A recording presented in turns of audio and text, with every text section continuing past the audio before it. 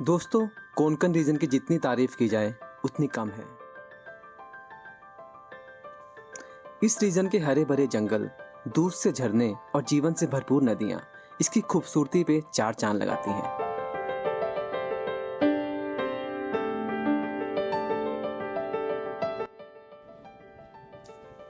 ऐसे में रेल का सफर और दोस्तों का साथ, क्या ही कहना।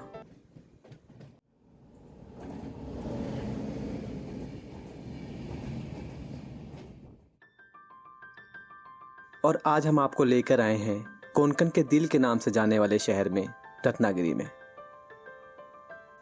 ये सिटी मुंबई से तकरीबन 326 किलोमीटर दूर है और ट्रैवल के लिए एक शानदार लोकेशन है।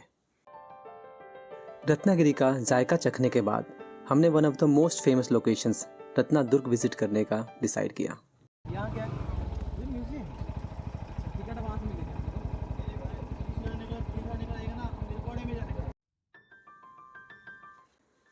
किले के अंदर एक म्यूजियम भी है जिसको आप चाहें तो विजिट कर सकते हैं।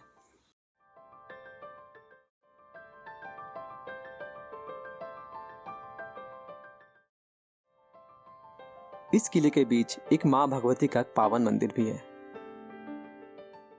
दोस्तों, जो स्ट्रक्चर अभी आप जो मेरे पीछे देख रहे हैं, इसी को हम रत्नादुर्ग के नाम से जानते हैं।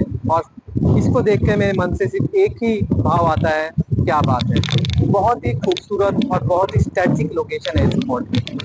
अगर हम इस फोर्ट की हिस्ट्री की बात करें तो इस फोर्ट को जो ओरिजिनली है वो बहमनी सुल्तान के राज के दौरान बनाया गया था और सन 1670 में इस किले को छत्रपति शिवाजी महाराज ने जीत लिया। और एक टाइम ऐसा आया जब हमारे देश पर अंग्रेजों ने कब्जा करना शुरू कर दिया और सन 1818 में अंग्रेजों की नज़र इस किले पर भी पड़ी और उन्होंने इस किले को सन 1818 में जीत लिया।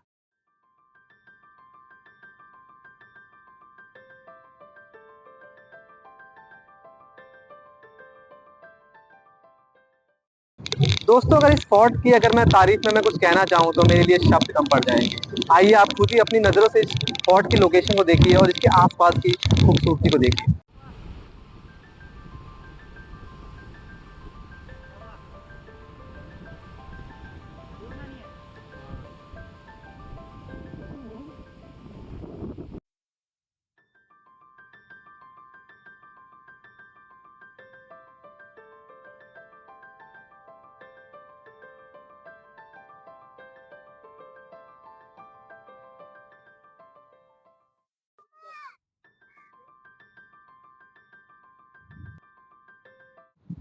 इस फोर्ट के बीच में एक माँ भगवती का भी एक पावन मंदिर है, इसके कारण इसको भगवती फोर्ट के नाम से भी जानते हैं।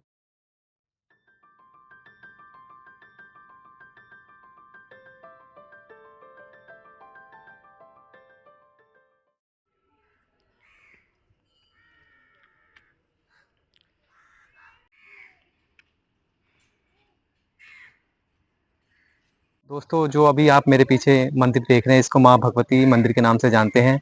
यहाँ पे लोकल के लिए इसकी मान्यता बहुत ज़्यादा है। और इसका इसको घूमते समय कि यहाँ पे हमें एक बहुत ही इंटरेस्टिंग बात पता चली। इस मंदिर में जब हम मुख्य देवी की परिक्रमा करते हैं तो एक ऐसा पॉइंट आता है, एक ऐसी दीवार पे आते हैं जहाँ पे लोकल्स कुछ इस तरह से कोई भी सिक्के को चिपकाने की कोशिश करते हैं दीवार के ऊपर इस तरह से। और ऐसे मानते हैं अगर वो सिक्का कुछ सेकंड्स के लिए भी टिकता है तो उनकी मनोकामना देवी पूरी करती है।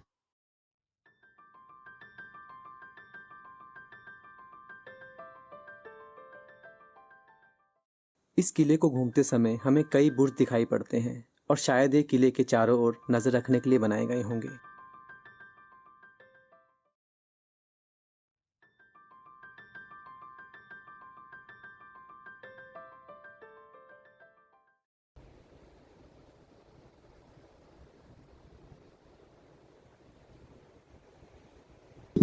पुराने समय में इस फोर्ट का यूज प्राइमरली जो समुद्र के पायरेट्स होते थे उनके ऊपर नजर रखने के लिए किया जाता था।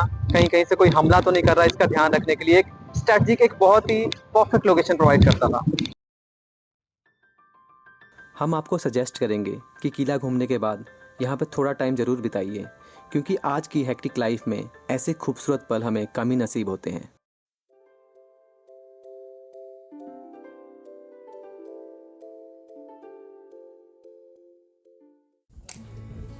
किले के बाद हमने थिपा पैलेस विजिट किया। दोस्तों अभी जो आप मेरे पीछे देख रहे हैं बिल्डिंग, यही है थिबा पैलेस।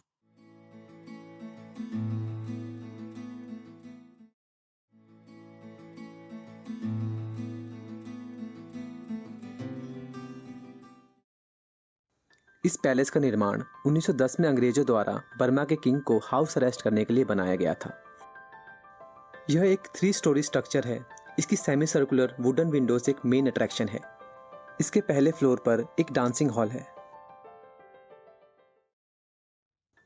पैलेस से कुछ दूरी पर थीबा पॉइंट है, जहां से काजली रिवर का समुद्र से मिलने का एक शानदार नज़ारा दिखाई पड़ता है।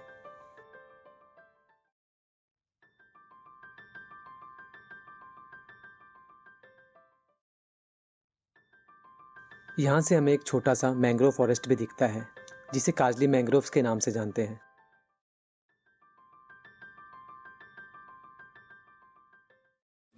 वैसे तो यहाँ पर काफ़ी सारे बीचेस उपलब्ध हैं, पर हमने सबसे पहले मिरिया बीच घूमने का फैसला किया।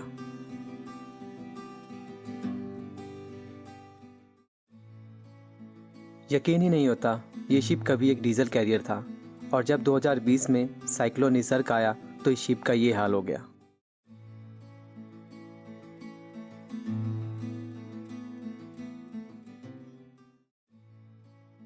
दोस्तों, वो कहते हैं ना कि नेचर के आगे कुछ नहीं टिकता।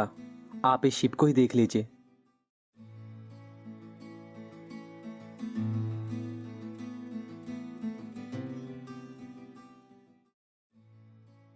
इन नारियल के पेड़ों को देखकर ऐसा लगता है जैसे ये समुद्र के स्वागत में ही खड़े हों। और ये लहरें भी साहिल से मिलकर इनका स्वागत स्वीकार करती नजर आती हैं।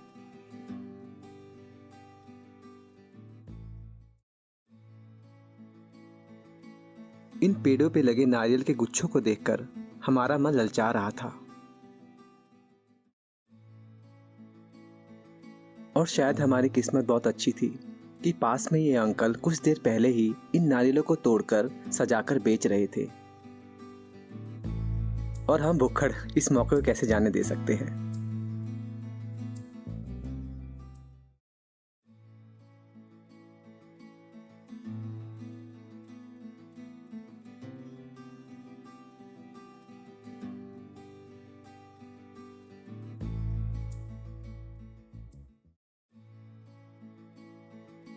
और अब समय था हमारी आखिरी डेस्टिनेशन भाटे बीच विजिट करने का।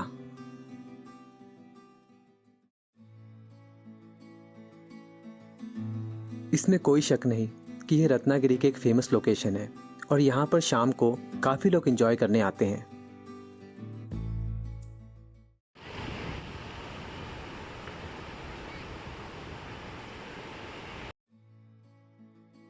यहाँ पर शाम को काफ़ी सारे फूड स्टॉल्स लगे होते हैं, और बीच पर लोगों के लिए चेयर्स एंड टेबल्स का भी इंतज़ाम है, जहाँ पर आप अपनी स्नैक्स का एंजॉय कर सकते हैं।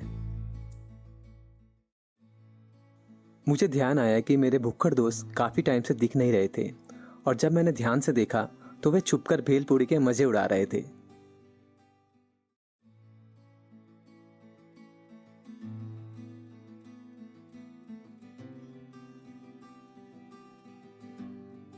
डूबते सूरज की नारंगी किरणों से मिलकर समुद्र और भी ग्लोरियस लग रहा था। इन लहरों की आवाज किसी संगीत से कम नहीं है, जो एक अलग ही खुशी का एहसास कराती हैं।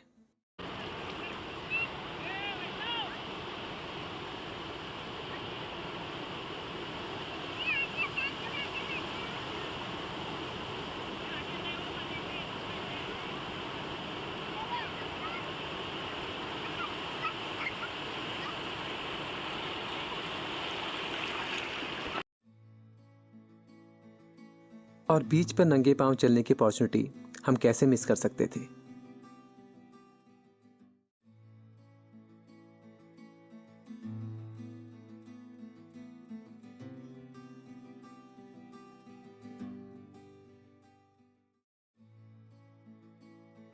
इन बच्चों को लहरों के साथ खेलता देख आपका भी अपने बचपन में लौट जाने का मन करेगा। और मिलेंगे। अब चांद ने अपनी जगह ले ली थी। समय था सूरज के डूबने का और हमारा इस शहर और बीच से विदा लेने का।